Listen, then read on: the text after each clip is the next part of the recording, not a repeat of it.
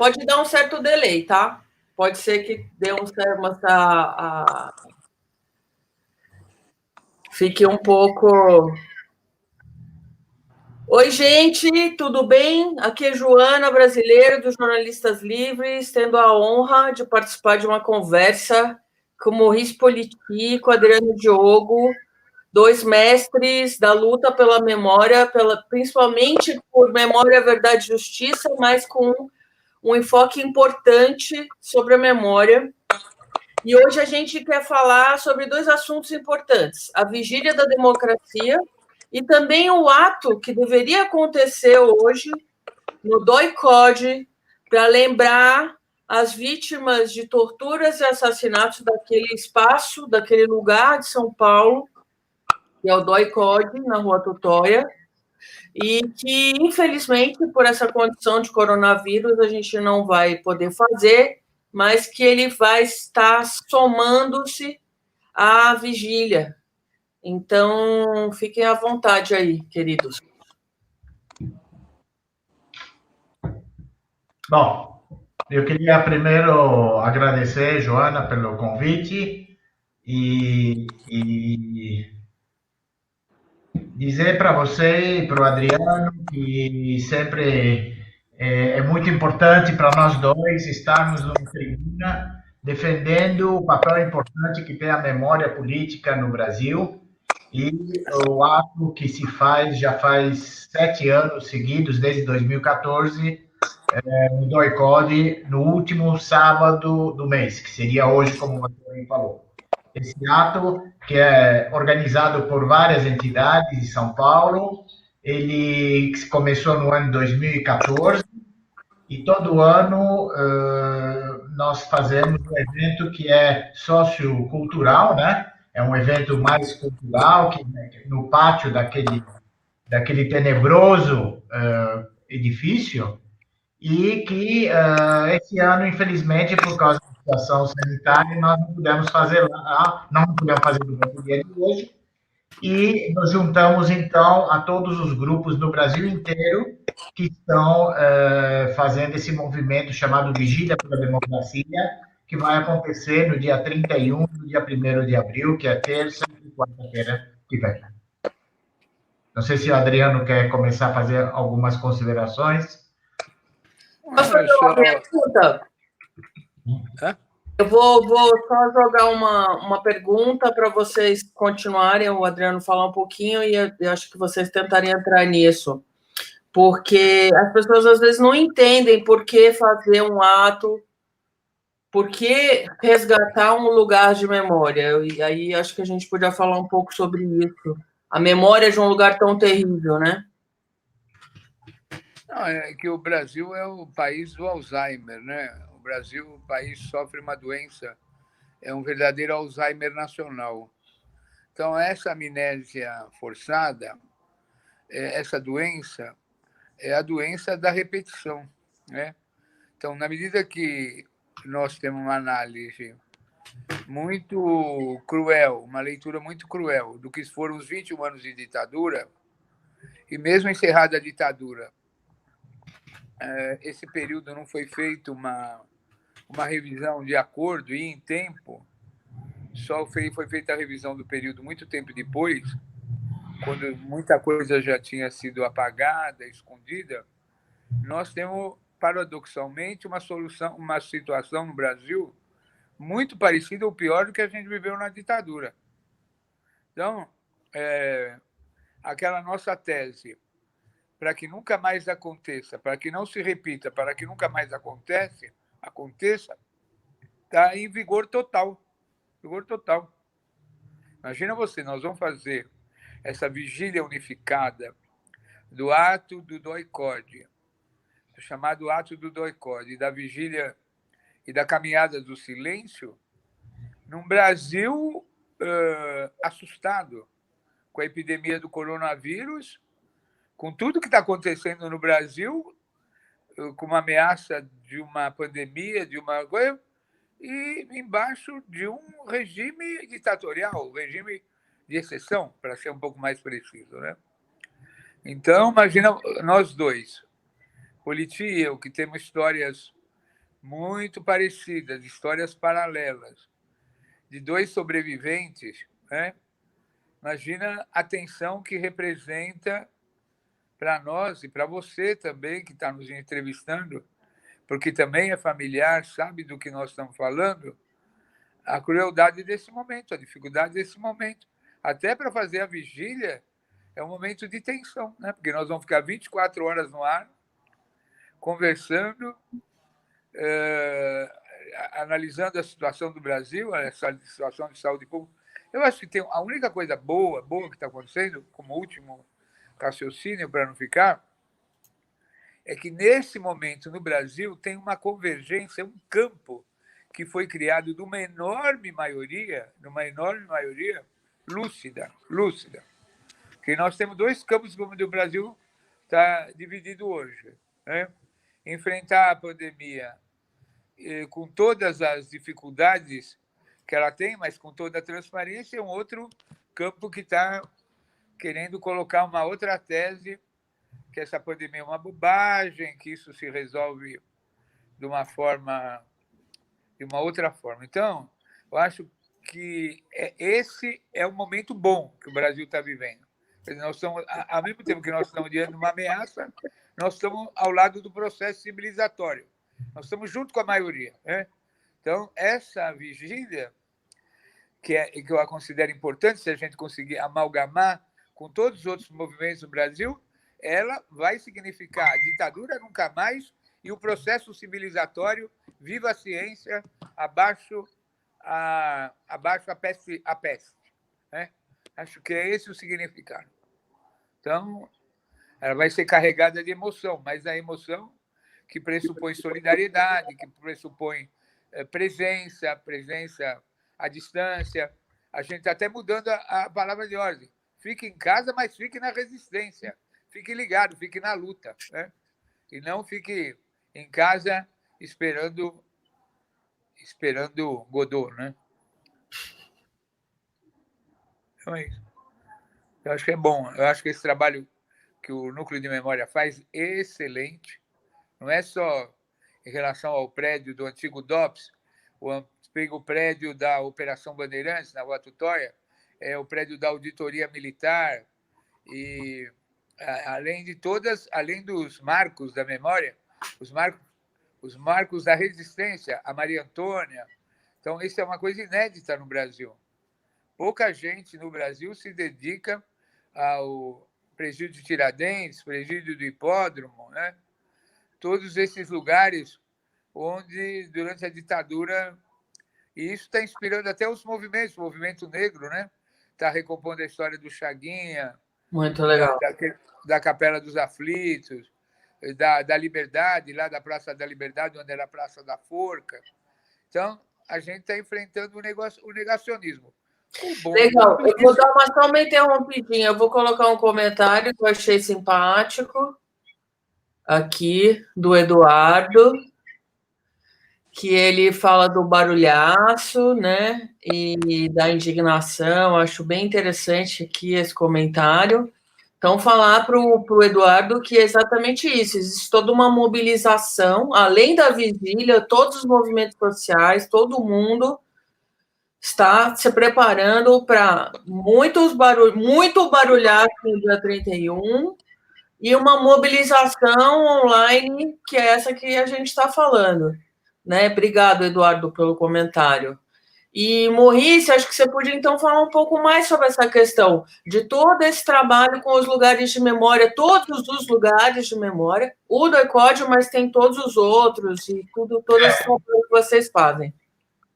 Justamente o Núcleo da Preservação da Memória Política é uma entidade, uma ONG, né, que surgiu, que foi fundado em 2009, quer dizer, já temos 10 anos de existência, e um dos principais fatos que moveu a sua constituição foi justamente o prédio que hoje é o Memorial da Resistência, que era o prédio que o Adriano falou, do antigo DOPS, onde havia uma luta de todos os ex-presos para que esse lugar se convertesse num museu.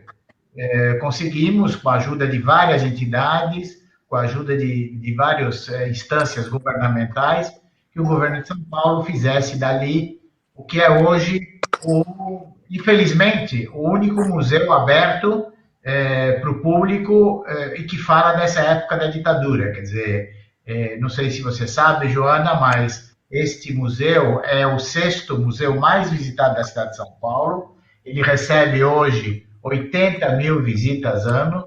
Quer dizer, 80, se você faz a conta, 80 mil divide por 12, divide por 22 dias, porque sempre tem um dia na semana que é feriado, que o museu fecha. Então, dá mais ou menos 200, 250 pessoas por dia, e a maioria jovens, que vão lá ver o espaço carcerário transformado no museu, ou escutam os depoimentos, testemunhos dos sobreviventes, como o Adriano, eu e várias outras pessoas, e podem, então, sentir que é estar vivendo numa ditadura, como significa. Então, esse primeiro lugar de memória foi constituído em 2009, justamente o ano que o núcleo se fundou.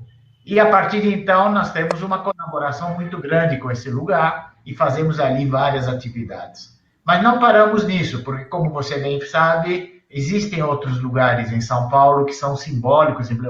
O Adriano citou a maioria deles, né? Então, nós temos o Doicode, né? Que era o lugar onde a gente ia primeiro. Quando nós fomos presos, o primeiro lugar dos ex-presos políticos onde ia era o que se chamou durante um ano Operação Bandeirantes, e depois, enquanto estava numa estrutura clandestina, tinha o nome de Operação Bandeirantes, depois se institucionalizou naquilo que se chamou Doicode dentro da estrutura. Então, existe o Doicode foi tombado pelo governo do Estado, também há instâncias do núcleo e de várias outras entidades, do próprio Adriano, quando ele estava na Assembleia, ajudando, para que o prédio do Doicode fosse tombado, e o prédio foi tombado pelo governo do Estado em 2014. A promessa, então, e o Adriano lembra bem disso, era de que o governo do Estado ia retirar esse prédio da mão da Secretaria de Segurança Pública, passar para a Secretaria de Cultura, para que ali também se fizesse um centro cultural, um centro de memória. Infelizmente, até o momento, não se fez isso. O terceiro lugar, quer dizer, existia, então, a Operação Bandeirantes, do Doicode, o DOPS, que se tornou o Memorial da Resistência, que era o segundo lugar por onde os presos passavam, e depois tinha o Tiradentes, o presídio Tiradentes, que o Adriano lembrou, que infelizmente lá foi destruído, quer dizer, não sobrou nada fora aquele arco que fica na Avenida Tiradentes, o presídio foi destruído, e finalmente tínhamos a auditoria militar, onde todos nós, aqueles que não morreram e não desapareceram, foram julgados, né? Que era a auditoria militar, que é o prédio no Brigadeiro Luiz Antônio, em São Paulo. Esse prédio também é a instância de uma luta muito grande da Comissão da Verdade de São Paulo, do Ministério Público, do Núcleo Memória e da OAB. Conseguimos, finalmente, que o prédio foi cedido em comodato à OAB São Paulo, para que ali pudesse ser feito um memorial. Existe já um plano em andamento, né? Para se fazer ali um museu que vai se chamar o Memorial da Luta pela Justiça.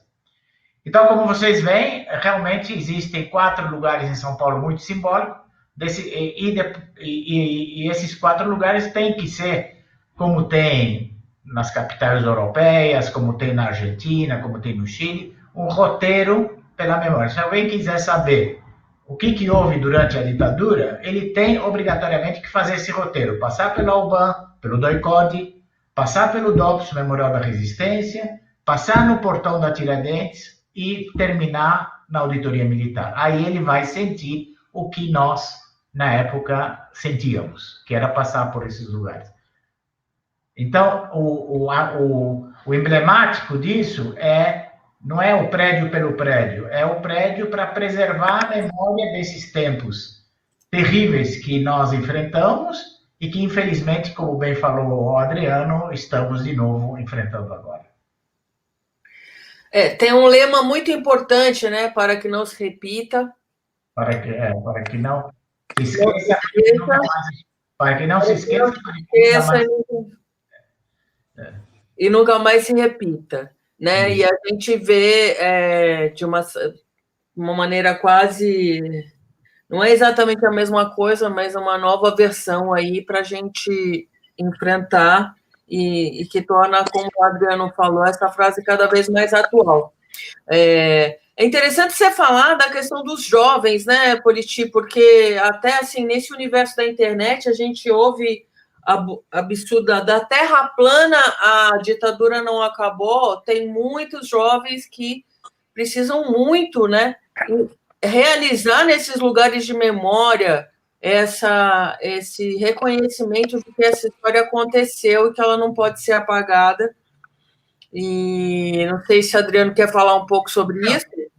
Eu só queria complementar o seguinte, por incrível que pareça, o ano passado, quando foi, né, vamos dizer, 2018 e 2019, foram os anos que tiveram mais visitação no Memorial da Resistência, justamente em função disso, porque o professor na sala de aula, ele quando confrontado com algumas opiniões como essas que você falou, a ditadura não existiu, não foi bem assim, professor, o senhor está exagerando, eles eram terroristas, eles também mataram, não sei o quê. A resposta melhor que o professor tem é levar os jovens ao local, a ver as celas, a ouvir os testemunhos. E nós cansamos de estar em grupos assim, de jovens, porque em geral a gente faz depois uma roda de conversa com eles, e a maioria deles sai abalado. Não tem como, porque nós discutimos, não é com opiniões. Adriano, eu e tantos outros companheiros que viveram, nós só colocamos os fatos. Nós não discutimos, não é a nossa opinião contra a opinião dele. É o fato que eu apresento contra o fato que ele não apresenta, né? Então, é por isso que é importante que cada vez mais professores e jovens, por isso que tem 80 mil pessoas por ano visitando o memorial. Quer falar um pouquinho aí, Adriana?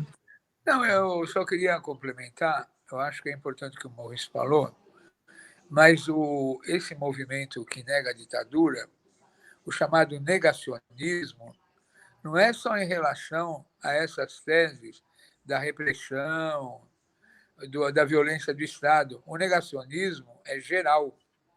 É um negacionismo contra os povos indígenas, é um negacionismo contra as regras de preservação da natureza, do meio ambiente, é um negacionismo em relação à escravidão, ao tráfico negreiro, ao politicamente correto, né? Tinha até a Folha de São Paulo contratou um rapaz lá uma época que escrevia sobre o politicamente correto, que era esse negócio, os negros escravizaram os negros. Então, o negacionismo ele não está só aplicado às teses que a gente sustenta. O negacionismo é geral. É o terraplanismo, da Terra redonda, enfim, agora que tem a pandemia, o vírus fabricado pelos comunistas, introduzido no mundo ocidental para acabar com o mundo ocidental. Esse negacionismo nos favorece, nos favorece. Então, esses enormes contingentes de jovens, lógico que tem muitos jovens sendo captados por essas teses negacionistas, mas você vê agora nesse negócio dessa bipolaridade, digamos assim, que o Brasil entrou, que quem é a favor de um combate civilizado à pandemia e a loucura que o lucro deve estar acima e o mercado deve estar acima de todas as relações. Esse negacionismo, que é dessa mesma vertente, só sofrendo uma derrota fragorosa, e não é uma derrota ideológica, é uma derrota em cima dos fatos. Né? Você vê, os grandes meios de comunicação, como eles eram diante da teoria econômica? Eles eram totalmente liberais e ultraliberais. Em 24 horas, 48 horas, viraram todos keynesianos. Daqui a pouco eles vão defender teses marxistas, né? Tal esse negacionismo. Então, eu considero que a chamada da vigília, das 24 horas da vigília, unificado com todo esse sentimento nacional, contra esse sentimento do negacionismo, nos favorece. Nos favorece. É importantíssimo. Hoje tem uma análise o jornal Página 12 da Argentina é todinho dedicado à situação do Brasil. Todinho dedicado à situação do Brasil. A capa do jornal da Argentina é o presidente da República do Brasil dizendo que esse negócio de coronavírus é uma gripinha e tal. O jornal inteiro. Então, a Argentina, o povo argentino, que está numa dívida, numa crise financeira fantástica, está levando o tratamento da pandemia ao seu maior rigor. E isso está levando com que a esquerda tenha níveis de aproveitamento, de aprovação na Argentina jamais vistos, né? Então, eu acho que, apesar da dificuldade do momento, apesar das estatísticas, apesar das dificuldades de se conseguir coisa para fazer exame, de leitos hospitalares, do caos, eu fiquei agora a tarde toda ouvindo a entrevista do ministro da Saúde, do Ministério da Saúde, eu fiquei perplexo, porque a gente é obrigado a ficar trancado aqui. Eu fiquei perplexo, que diziam que o ministro da Saúde era o processo civilizatório, Eu fiquei horrorizado com os conceitos que ele ficou emitindo aqui daquele negócio do lugar comum, na linha do negacionismo, né? Então, acho que o momento é extremamente favorável. Nós vamos passar por um momento, e por isso que essa vigília, se a gente souber articular, lógico, nós estamos tristes. O ato do doicode, no sábado, era uma das coisas mais importantes. O Martinho Lutero era a cara do Martinho Lutero, do maestro, né? Quando eu vi outro dia o vídeo do terceiro ato do doicode, que ele trouxe os cantores italianos de Milão, que não pôde entrar na delegacia, então ficou andando nas ruas do envoltório, lá do prédio do doicode, com aqueles cantores italianos que vieram de Milão. Foi uma coisa maravilhosa, né? E o Martinho falou, olha, eu estou me preparando, encontrei me preparando no sábado, não vou faltar de jeito nenhum lá, né? Nem que eu tenha que levar um outro coro lá dos operários de Votorantim e tal, eu estarei lá de qualquer forma. Né? Agora, vale explicar que o Martinho Lutero morreu quando foi, Adriano? Morreu de coronavírus, morreu no dia 25. Morreu no dia 25 do coronavírus, né? Já constatado. No mesmo dia da maestrina Naomi. Exatamente. Então, fazer uma homenagem aí para o Martinho Lutero, presente. É verdade. É verdade. Martinho Lutero presente, galera. Um grande maestro que fazia corais e exibições muito voltadas para essa temática, né? Fora a qualidade musical e de instrutor que ele é. Ele foi para Moçambique, depois da libertação com a África do Sul, e fez, a exemplo dos latino-americanos que fizeram a missa crioula, ele montou a missa luba, que é uma das coisas mais espetaculares da cultura africana da resistência. Bom, então o que eu quero dizer, para não ficar monopolizando, eu acho que agora a gente podia partir para a entrevista para dizer como é que as pessoas podem, à distância, no Brasil inteiro, acompanhar essa vigília. Porque não tem só lugar de memória na cidade de São Paulo, no estado de São Paulo, o Brasil inteiro tem lugares de memória, né? Eu acho que essa entrevista tinha que ter como centro os lugares da memória. Muito legal, muito legal. Então, vamos repassar, então, que a Vigília pela Democracia vai acontecer das 14 horas do dia 31 até as 18 horas do dia 1º de abril. E essa data, né, vocês podiam falar um pouco o que significa 31-1, para quem não sabe o que é ditadura, também não vai saber que foi o golpe, né? Eu acho difícil hoje em dia, principalmente nos últimos 2 anos, quando tivemos um presidente que exalta essa data, né? Verdade. Essa data tinha caído no esquecimento na medida em que o que se fazia era atos de lembrança da resistência, né, da ditadura. E não se fazia mais nos quartéis, não se fazia mais em nenhum outro lugar. De 2 anos para cá, o presidente, né, que está aí, que não nos representa, sempre teve dizendo que não, que devemos lembrar essa data.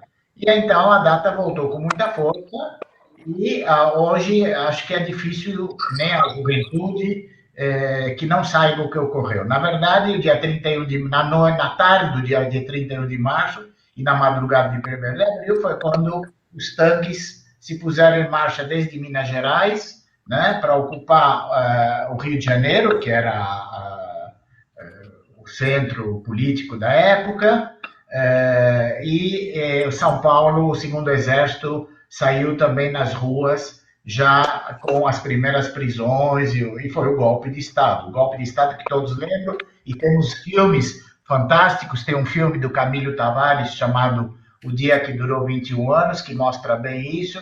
Um golpe vai ser exibido na vigília, né? Isso, vai ser exibido durante a vigília, mostra bem a preparação que o golpe teve, principalmente com a aliança dos Estados Unidos da América, né? E um golpe preparado justamente para acabar com as reivindicações populares e aquele momento de que a esquerda no Brasil, através do presidente legitimamente eleito, representava. O presidente foi deposto, o presidente ainda estava no Brasil e o Senado, em Brasília, disse, num discurso famoso que todos podem ver no YouTube, o Brasil está sem presidente, está acéfalo. Na verdade, o presidente João Goulart, que era o presidente legítimo, estava em Porto Alegre. E Porto Alegre era Brasil, ainda é Brasil. E o Senado declara o poder vacante para dar, então, o poder aos militares, né? Os militares que tomaram o poder com o marechal, primeiro general Castelo Branco, ele faz um discurso que também é público, está no YouTube, onde se pode ver no discurso de posse, ele falando que o golpe foi dado, ele chama de revolução, foi dada contra a corrupção, porque sempre combater a corrupção é um mote para os golpes, né? E que ia ser um período intermediário de 2 anos, que em 65 ia ter, como teve eleições, e o poder ia voltar aos civis. Só que eles gostaram do poder e ficaram 21 anos, em vez de ficar 2 anos como era o que eles pensavam no início. Então, durante 21, por isso que tem o filme O Dia que Durou 21 Anos, né?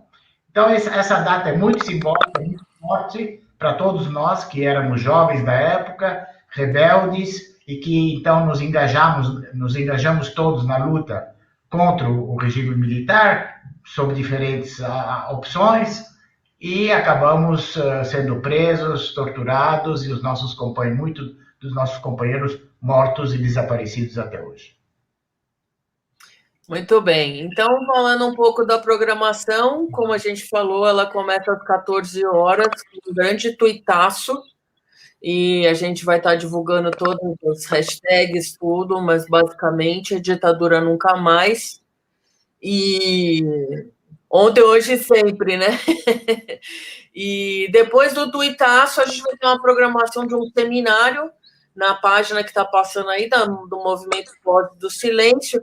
Eu ia lembrar, né, Maurice, que o ano passado, em especial, esse ser que habita o Planalto, ele convocou, né, como você falou, ele convocou as Forças Armadas a comemorarem essa data. E numa reação que foi uma reação... Eu fiquei um pouquinho sem o som seu. Está ouvindo? Eu estava falando mais sobre o que motivou a caminhada do silêncio, né? Que foi muito importante, né? E que foi também uma reação a uma fala daquele senhor, né? Exatamente. E também E foi o ato no DOI-CODE que teve mais gente de todos os 7 anos. Nós sempre tínhamos uma média de 500, 600 pessoas, e o ano passado tivemos 900 pessoas no DOI-CODE. No dia seguinte, na Marcha do Silêncio, que foi uma coisa inédita que ocorreu pela primeira vez, foi organizado nos moldes daquela marcha que se faz todos os anos no Uruguai. A gente esperava 3 mil pessoas, no Ibirapuera, eram 12 mil.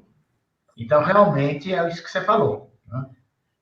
Então ele mobiliza um pouco reações. Eu acho que a sociedade, né, tá querendo demonstrar essas reações. Não sei se o Adriano quer falar um pouquinho sobre isso, mas voltando um pouco para a programação da vigília, só para eu explicar aqui para a audiência. Então, a gente vai ter o tuitaço, vai ter esse seminário aberto com vários convidados. Depois vai ter exibição de filmes, e ao longo de toda a programação, várias pessoas estão gravando vídeos falando da sua perspectiva sobre esse momento, da sua perspectiva sobre a luta contra a ditadura. Vai ser muito legal, vão ser muitas vozes, e essa é a proposta, é que muitas vozes sejam ouvidas e que a gente vá para a janela também, gritar, ditadura nunca mais, mesmo, né? Vozes de todo o Brasil, né, Joana? Em todo o Brasil, importantíssimo dizer, porque a caminhada também foi uma mobilização nacional, né, de grande vulto, e a gente já está indo para meia hora de live, acho que já está mais ou menos bom, mas se vocês quiserem fazer um fechamento aí, acho que eu dei. E vocês que acompanham a página Jornalistas Livres, a gente vai, a partir de daqui a umas 2 horas, vai passar a exibir direto alguns vídeos e mais programação, mais informação sobre a vigília. Eu quero dizer que a palavra do passado é ditadura nunca mais. E a palavra do presente é tratar o povo brasileiro com dignidade na coronavírus e não querer fazer disso um genocídio indireto da população mais carente, mais frágil. É esse negócio, é o processo civilizatório contra a peste.